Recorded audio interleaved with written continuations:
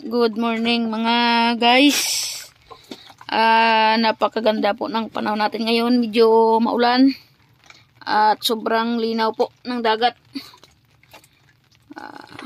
Yun. Na kami, naabutan kami ng unos. O sa amin tawag ay pugada. Pero okay lang din.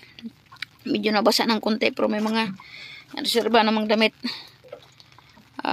Wala pa kaming huli kasi maraming dito nanguha ng flying fish. May mga sila lambat kasi mahaba. Mamaya kami sa mga spot bali lang kami dito, nagtry lang kami kasi maulan pa at medyo mahangin. Wala pa nga kaming strike. Sana mamaya maka-strike tayo para maka-video tayo mamaya. Medyo makulimlim, nakalimutan ko pagdala ng flashlight, yung jig namin kasi may glow ng jig namin pero hindi ko mapailawan, na iwan kasi yung flashlight. Nandito si Angkulare, nagsab muna sa akin. Nandito lang sa tabi namin yung mga nangunguha ng barungoy or flying fish.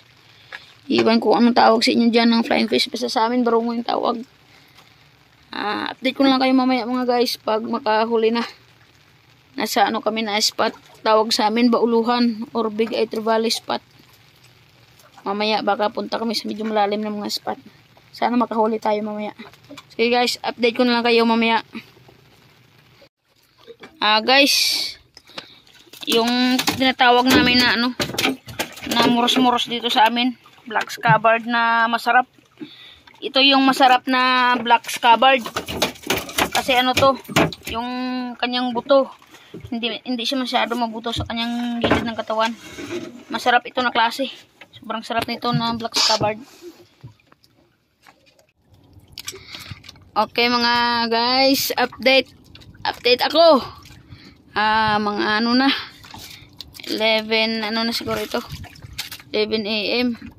Wala pa kaming huli guys. Walang kain yung mga isda, walang kubit.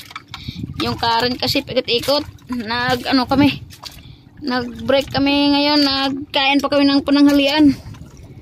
Kasi kung uwi, wala ding kuha. Sayang lang yung pagod namin. Baka mamaya magkain. Ito na mga guys, yung ulam namin ay 555 flakes in oil. 555 tuna, flakes in oil. Masarap yan mga guys. Basta flakes in oil. Masarap yan. Ulam namin. Pero may kami, yung mga saging kami dito nadala. Saging na saba. Pero